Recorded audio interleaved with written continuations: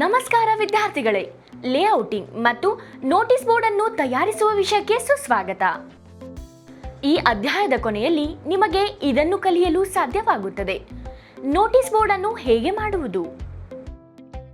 Materials, tools ಮತ್ತು equipments, felt cloth, plywood, sand paper, wood glue, hard rock, chisels, mallet ಅಥವಾ hammer, measuring ಮತ್ತು marking tools, pencil, dovetail saw, bar clamps, ball pin hammer, smoothing plane, nails, drill, dowel pin, jack plane, bevel square. Process. ಡ್ರಾಯಿಂಗ್ನಲ್ಲಿ ನೀಡಲಾದ dimension ಪ್ರಕಾರ wooden ಪೀಸ್ಗಳನ್ನು plane ಮಾಡಿ. ಮೇಲಿನ ಮತ್ತು ಕೆಳಗಿನ ಪೀಸ್ಗಳ ಒಟ್ಟು ಉದ್ದವನ್ನು ಗುರುತಿಸಿ ಮತ್ತು ಮಾಡಿ.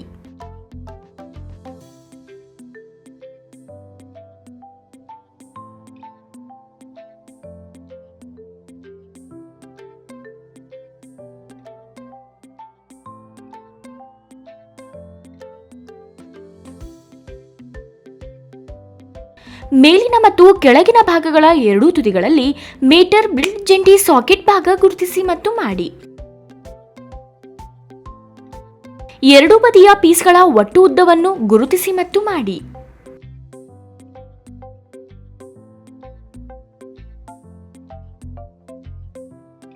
ಸೈಡ್ ಪೀಸ್ಗಳ ಎರಡೂ ತುದಿಗಳಲ್ಲಿ ಮೀಟರ್ ಬ್ರಿಡ್ ಜಾಯಿಂಟ್ ಪಿನ್ ಭಾಗ ಗುರುತಿಸಿ ಮತ್ತು ಮಾಡಿ.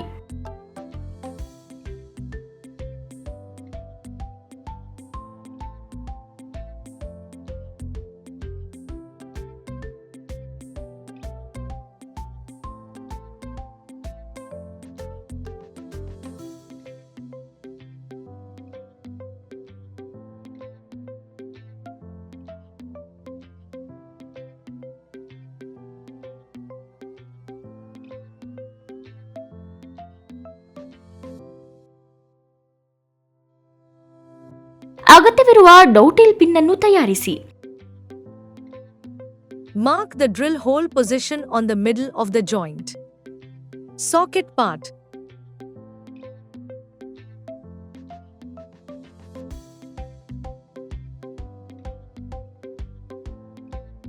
ಬಾರ್ ಕ್ಲಾಂಪ್ ಅನ್ನು ಅಗತ್ಯವಿರುವ ದೂರದಲ್ಲಿ ಹೊಂದಿಸಿ. ಸಾಕೆಟ್ ಪಾರ್ಟ್ನ ಜಾಯಿಂಟ್ಗೆ ಗ್ಲೂ ಅನ್ವಯಿಸಿ.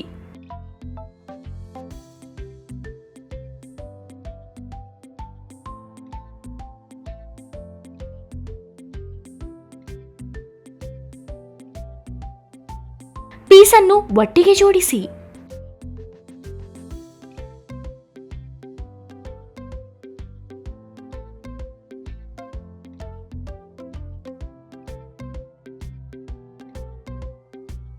ಜೋಡಿಸಲಾದ ಚೌಕಟ್ಟನ್ನು ಬಾರ್ ಕ್ಲಾಂಪ್ನ ದವಡೆಗಳ ನಡುವೆ ಇರಿಸಿ ಮತ್ತು ಸರಿಯಾಗಿ ಬಿಗಿಯಾಗಿ ಜೋಡಿಸಿ.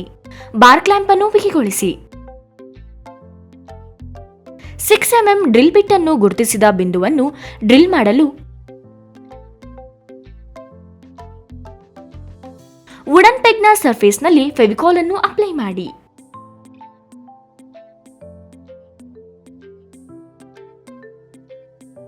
ಡ್ರಿಲ್ ಮಾಡಲಾದ ಹೋಲ್ ಮೇಲೆ ವುಡನ್ ಪೆಗ್ ಅನ್ನು ಇನ್ಸರ್ಟ್ ಮತ್ತು ಡ್ರೈವ್ ಮಾಡಿ.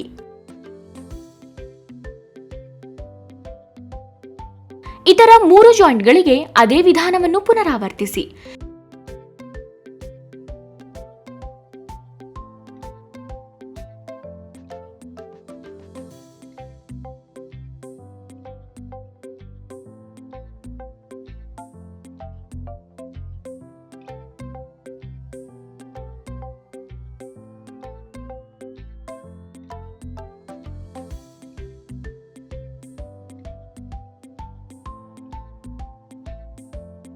ಫ್ರೇಮ್ನ ಸ್ಕ್ವೇರ್ನೆಸ್ ಅನ್ನು ಪರಿಶೀಲಿಸಿ. ಸ್ಯಾಂಡ್ ಪೇಪರ್ ಅನ್ನು ಬಳಸಿ ಚೌಕಟ್ಟಿನ ಸರ್ಫೇಸ್ ಅನ್ನು ನಯಗೊಳಿಸಿ. ಪ್ಲೈವುಡ್ ಗಾತ್ರದ ಪ್ರಕಾರ ಫೆಲ್ಟ್ ಕ್ಲಾತ್ ಅನ್ನು ಕತ್ತರಿಸಿ. ಪ್ಲೈವುಡ್ ಮೇಲೆ ಫೆಲ್ಟ್ ಕ್ಲಾತ್ ಅನ್ನು ಅಂಟಿಸಿ.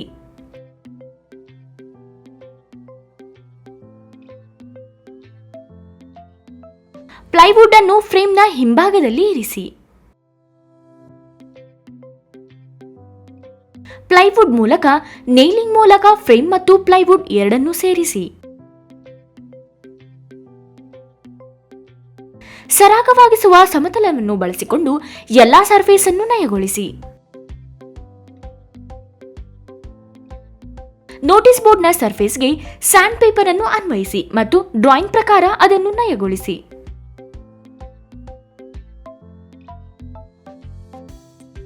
ಈ ವಿಡಿಯೋದಲ್ಲಿ ನಾವು ಲೇಔಟಿಂಗ್ ಮತ್ತು ನೋಟಿಸ್ ಬೋರ್ಡ್ ಅನ್ನು ತಯಾರಿಸುವ ಬಗ್ಗೆ ಕಲಿಯುತ್ತೇವೆ.